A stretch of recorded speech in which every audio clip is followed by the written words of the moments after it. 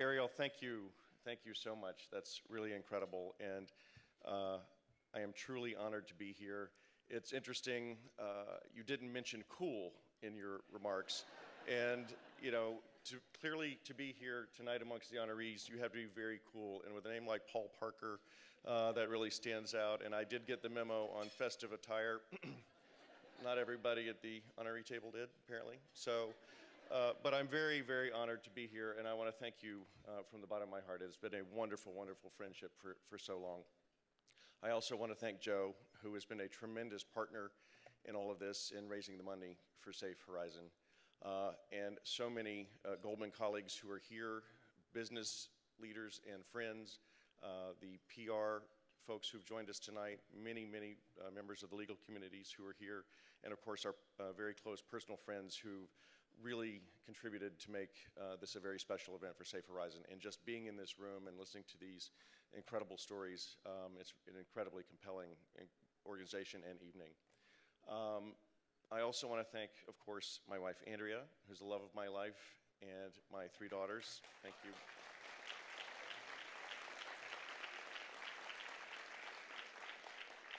Our 3 daughters, Emma, Claire, and Lily.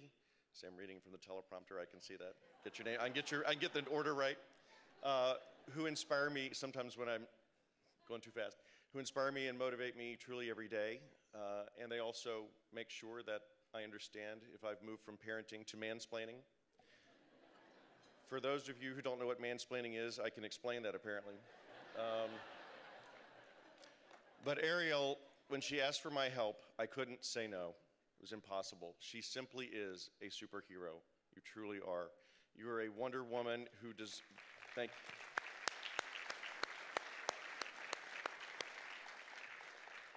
She is a Wonder Woman who truly defines the power of brain over brawn.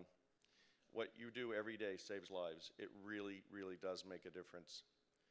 And then Tarana and Terry, so excited to be in the same breath or room with you. How amazing to have you here and helping this organization. You have reminded us that each and every person is born unto their own truth, and that we are all equally unique is the part that makes us all equal. Our differences really do make us equal, and no one can take that away. You've taught us in the face of talking to truth to power, it really is that truth is the power. And it means so much. You've shown us that no longer will we be cowed into silence. From here forward, the shame associated traditionally with being abused only goes in one direction, and that's to the person who perpetrates it.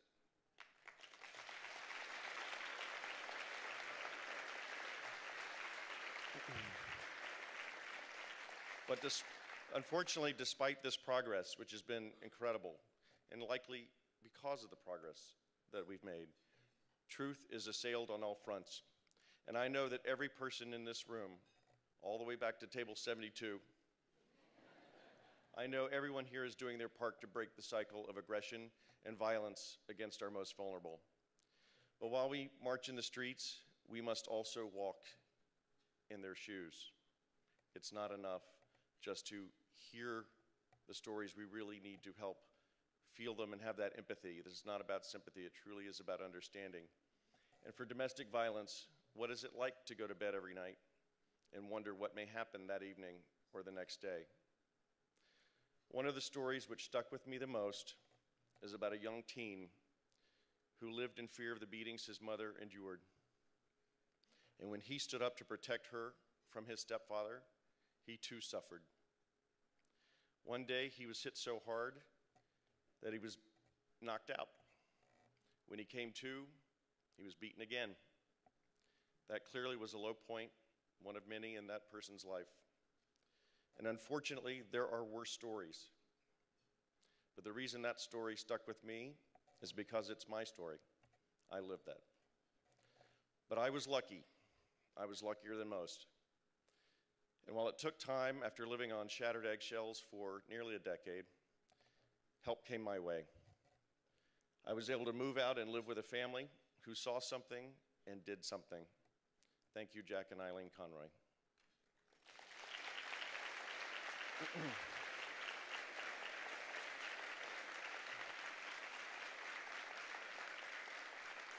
Eventually, I was also able to help my mother leave that situation as well. And not everyone has a safe haven, and they certainly don't have a safe horizon when they're in that situation. But I'm sharing my story to show that the ability to leave abuse behind is absolutely life-changing. To be clear, I am not here as a victim of abuse. I am here as a victor.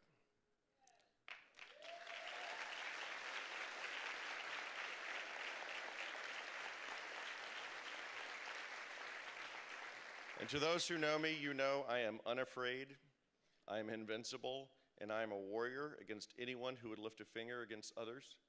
So domestic abuse, though, can happen to anyone, anywhere, and any time.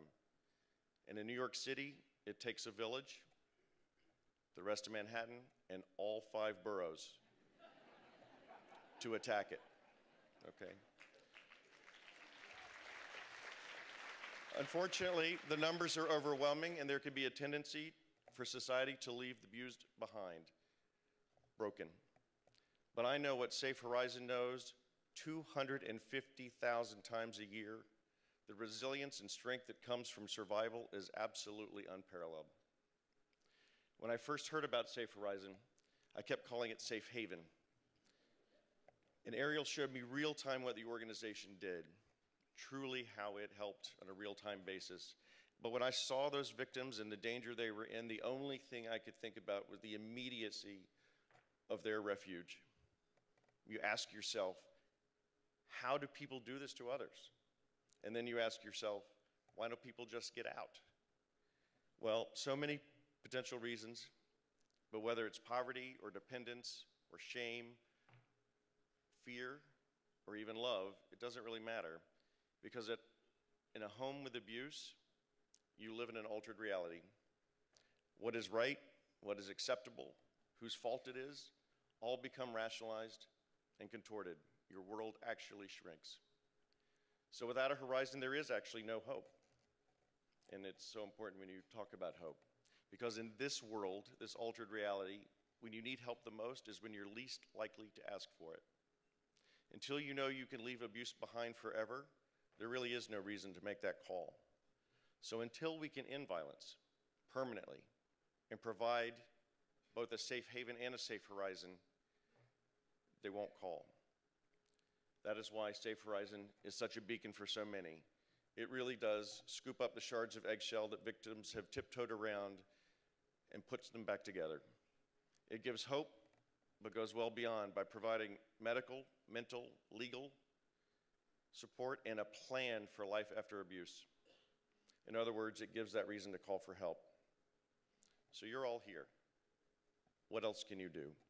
Well, I am the great-grandson of 2 ministers, and I know when I'm preaching to the converted. You came in knowing that this was an important cause, and you have been more than generous. I really want to thank so many of you for not only showing up, but the support that you've given. But as Ariel would say, and I'm seeing this face for 30 years, you've done so much. Can you do more? So where else can you go in a room like this once a year and actually save lives? If you have anything else to give, please do.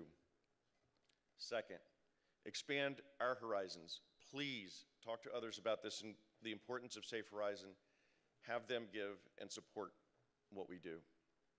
3, and this is personal, please reach out. When you see abuse, please don't look the other way.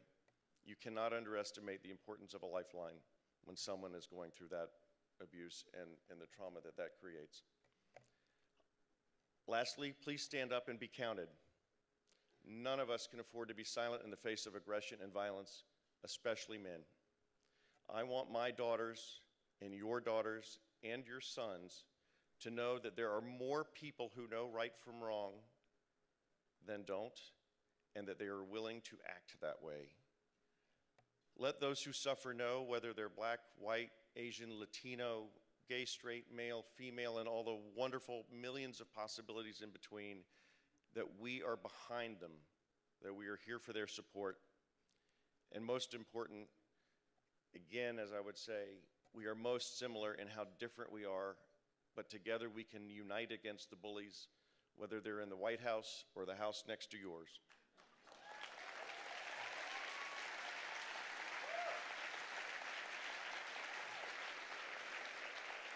Thank you.